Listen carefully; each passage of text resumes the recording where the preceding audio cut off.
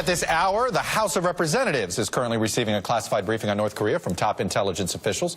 Comes after the entire Senate wrapped up a similar briefing of its own at the White House last hour.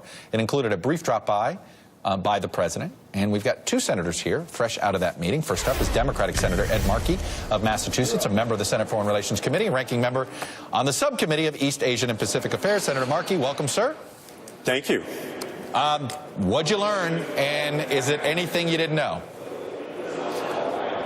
Well, I was glad to hear them talk more about diplomacy. That was heartening. But at the same time, it was in the context of a talk about continuing military exercises in that region. And my concerns remain the same. Number one, what are our communications with the North Koreans to make sure that we don't get into an accidental war, that it doesn't escalate quickly? We were told that there really isn't that close a communications mechanism that exists right now. I think that's a dangerous situation for us. And then what are the preconditions to us directly talking to North Korea? That still is not clear. And ultimately, that's what the Chinese want. They want us to directly talk to the North Koreans in order to find a diplomatic resolution of the issue. Senator, in both my conversations with various administration officials over the last 10 days and in comments that we've heard publicly, there's been a hint or an indication that the Chinese promised to do something more, or they've been doing something more that we don't know about. Did you get any clarification? What are the Chinese doing now that they haven't done before? We had no specifics about what the Chinese are doing more, except in terms of coal imports from North Korea. But here's the reality.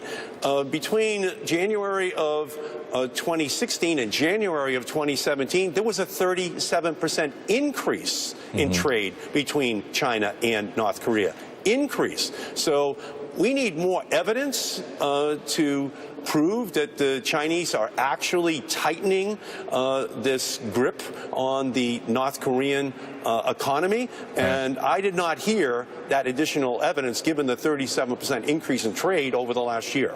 You brought up the idea of figuring out, you noted there's no really, it sounded like you're saying there's no equivalent of a red phone, you know, sort of that emergency de-escalation moment, things like that.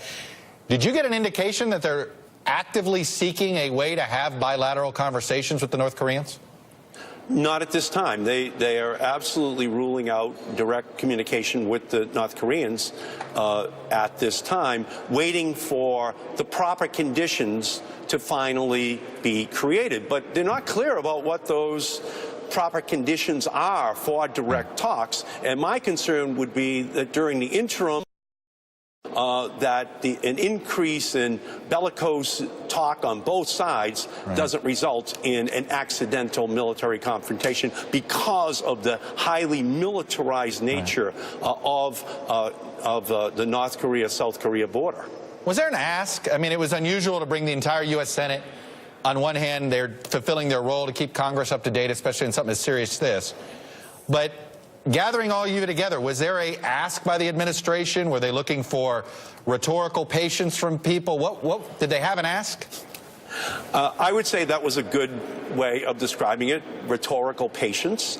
But at the same time, I think it is important for the Senate to play its historical role in asking the tough questions which the American people want to have answered. They clearly don't want there to be an accidental war in Korea, and we have to make sure that no action we take doesn't elicit a specifically calibrated response from the North Koreans. And right now, without direct communication and with very limited ways of talking to the North Koreans and the paranoia that we're trying to induce in the North Korean leadership, we could go over a tripwire without even knowing it.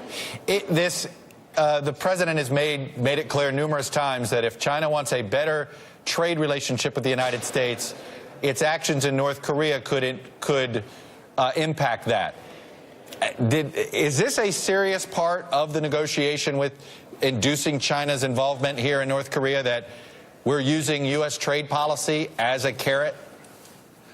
They are making it very clear that their conversations with President Xi in China is an integral part of developing a strategy to put pressure on North Korea. But again, the evidence of what the Chinese are doing in order to ratchet up the pressure to put a chokehold on the North Korean economy is not there thus far. And that increase of 37% in trade between the Chinese and the North Koreans is the best evidence of that. All right, Senator Markey, I'm going to leave it there. Democrat from Massachusetts, appreciate it. Thanks for your time. Welcome.